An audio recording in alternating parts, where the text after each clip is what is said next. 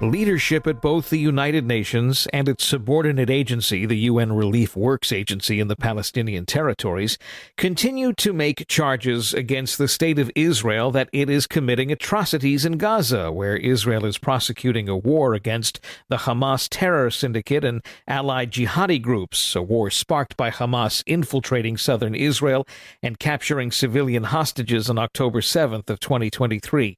But time and again, it's been shown that UNRWA, as it is called, a recipient of billions of dollars from the taxpayers in the U.S., Canada, the U.K., France, and other Western powers, continues to fund and provide political cover for the terrorism perpetuated by Hamas, even to the point that UNRWA's officials fail to denounce terrorism against Israelis.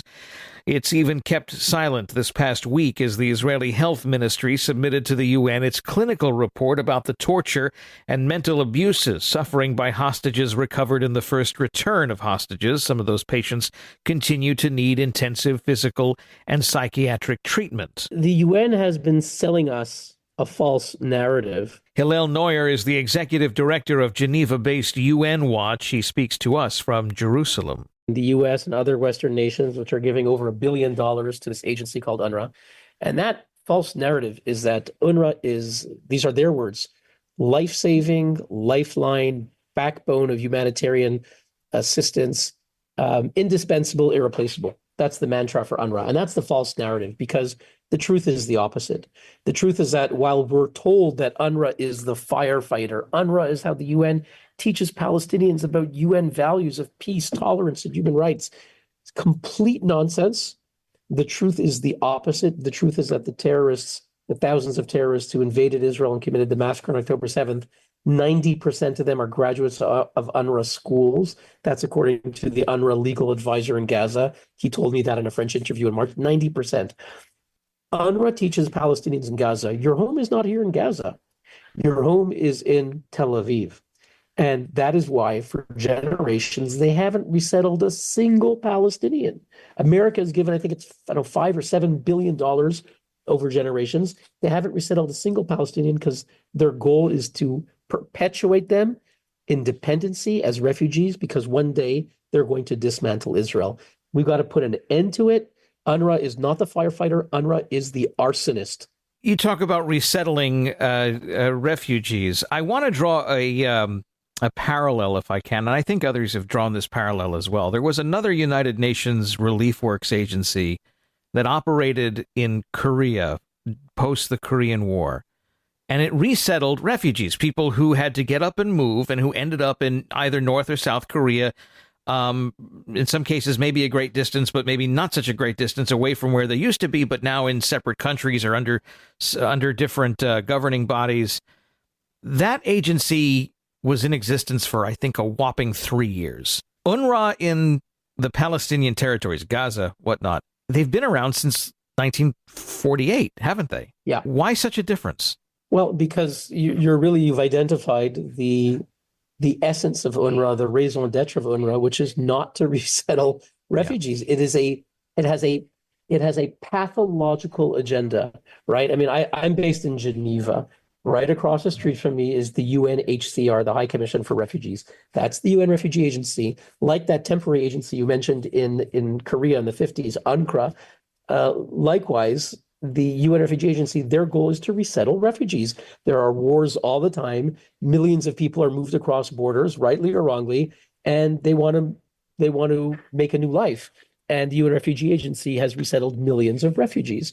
UNRWA is the opposite. UNRWA takes those of Palestinian descent, including 2 million who live in Jordan today, who have Jordanian citizenship, who've been living in Jordan for 3 generations. And they tell them, you are a refugee.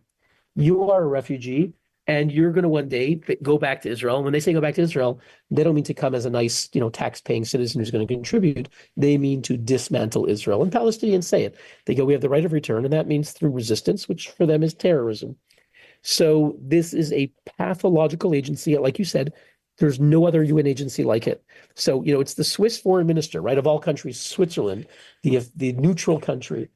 Their foreign minister, Ignacio Cassis, in 2018, in a rare moment of truth, a moment of candor. He visited UNRWA facilities in Jordan, and he came back to Switzerland, and he said, "This is it's a perverse logic." I'm quoting. It's a perverse logic. UNRWA is not part of the solution; they're part of the problem. We are perpetuating the conflict. We need to put an end to it. Then he got slammed by all the Swiss, elites, the foreign ministry people. He got slammed, and he hasn't said that again.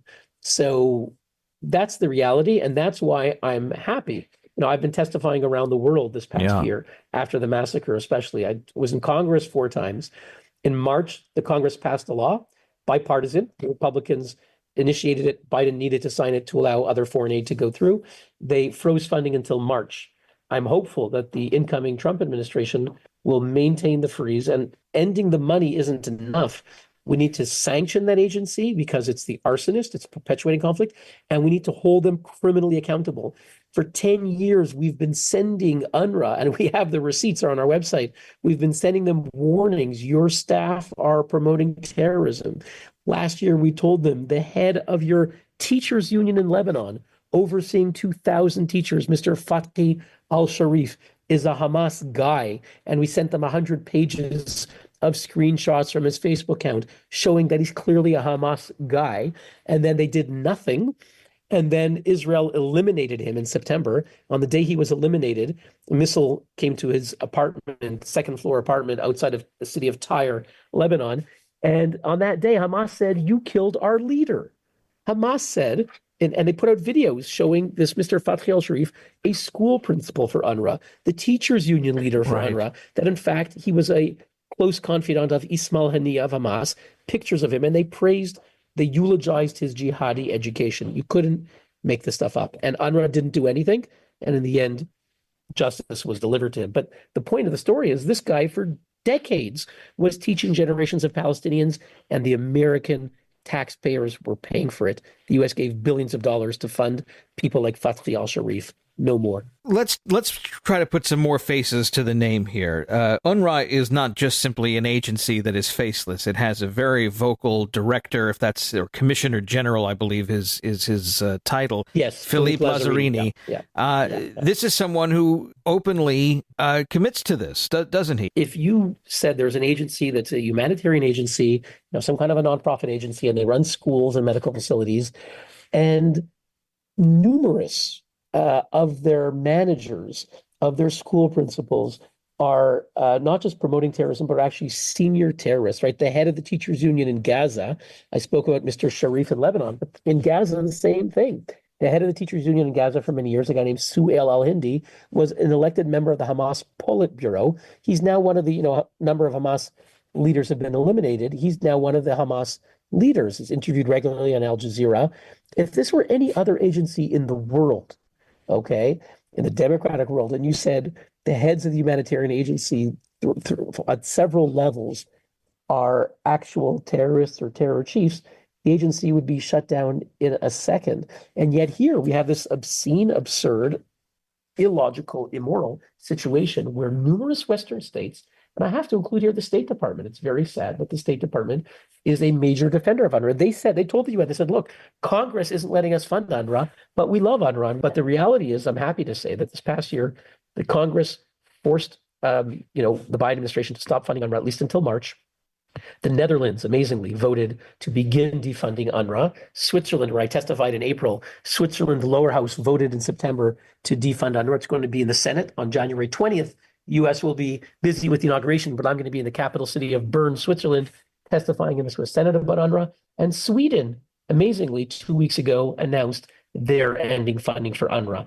But there's still the UK, France, Germany, Australia, Canada under Justin Trudeau are ardently defending UNRWA. Norway is the biggest defender of UNRWA. They are trying to whitewash everything I told you. They make up fake inquiries that tell lies, that say we looked into it, everything is fine now. This is what we're up against. But the Gaza Health Ministry, which we know is Hamas operated and an arm of Hamas's propaganda wing, is taken as gospel truth. There's an imbalance here, and it's more than just UNRWA, isn't it? Secretary General Guterres of the UN has been a major defender of UNRWA's pathological agenda. And he basically issued an instruction. It's quite interesting because in the past year, the Israelis said, look, we've had it with UNRWA. Right now we're in Gaza. We're not going to deal with UNRWA anymore. And they passed a law to that effect, which will go into force in a month or two. And Israel said, look, let's deal with other agencies. We'll deal with other UN agencies. We'll deal with other huge nonprofit charities that feed people. We don't want to deal with terror-infested UNRWA. And then all the agencies, even I'm sad to say, Cindy McCabe from the World Food Program, she's head the World Food Program in Rome, and I'm disappointed because she's someone who otherwise I have a lot of respect for, but she seems to be following what her underlings are telling her. And all the different UN development agencies, the UNDP, the UNHCR, all these agencies signed numerous statements saying, oh, no, there's no way we could ever replace UNRWA. Then it was very clear, and there was a report in a website called DevEx, which deals with development stories. They reported that Guterres issued an instruction to all the agencies, don't you dare step in and replace UNRWA in any capacity. And so all the agencies lined up and said, oh, no, UNRWA is irreplaceable. Well, ridiculous. Around the world, all these giant agencies rush in weeks, they can give food to 10 million people, even more. Gaza is a tiny piece of territory. It's 2 million people. It could be replaced in a minute. Guterres refused to do that. You gave another example of how unspeakable horrors have been documented and submitted to Guterres' agency. And look, Guterres, from the start, back in October, just a week or two after the massacre, weeks after the massacre, he went before the UN and he said, yes, I condemn Hamas, but he said, the Hamas attacks didn't happen in a vacuum. He said. Didn't happen in a vacuum, right? This is the old context thing, right? From the heads of Harvard and Penn. So it depends on the context. There's a context. He says, it didn't happen in a vacuum. He went on to enumerate numerous alleged Palestinian grievances over decades, how the Palestinians have suffered because of Israel. And effectively, Guterres was justifying Hamas barely weeks after the massacre. And, that message, that narrative permeated throughout the UN. You mentioned replacing UNRWA. Isn't there a risk of just simply it getting renamed and the same people end up running whatever comes next as a successor agency or effort? Or should something happen outside of the UN? I mean, we've seen the Israeli government, for instance, and Kogat. They've delivered an amazing amount of aid. They're not allowed to distribute it because the UN tells them not to. That only the UN and UNRWA can distribute it within Gaza. But it's the state of Israel delivering it to the border. Yeah, that's right. Look, certainly there's been a malicious campaign by UNRWA and its other UN agencies to say that Israel isn't allowing in aid, which is a complete lie. Israel has sent in millions of tons of food aid and medical aid in the past year. And you can see actually stacks of giant containers sitting in the Gaza side of the border, and they haven't been distributed by the UN.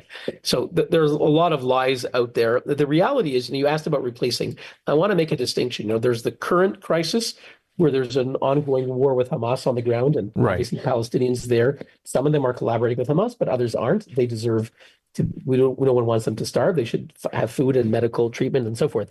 So there's an immediate need, and for the immediate need, if it's not UNRWA, then it'll have to be another agency helping them because there's a war going on. But certainly very quickly, after the current emergency, the temporary emergency, we must refrain from speaking about replacing UNRWA, because the mistake is to think that UNRWA is the firefighter and that we need to replace it. No, UNRWA is the arsonist, as Dr. Einat Wolf has said. If we understand that UNRWA is the arsonist, telling Palestinians that you have to dismantle Israel, that your home is not in Gaza, but your home is in Tel Aviv. If we understand that, then we will not speak about replacing this agency. We'll talk about ending it. And the idea that Palestinians can't govern themselves, guess what? They built hundreds of miles of terror tunnels. It's like a engineering feat. It's not so easy to be right next to the Mediterranean Sea, and build tunnels meters away, a few yards away, and to be building successfully hundreds of miles of terror tunnels with hardened concrete and air conditioning and electricity.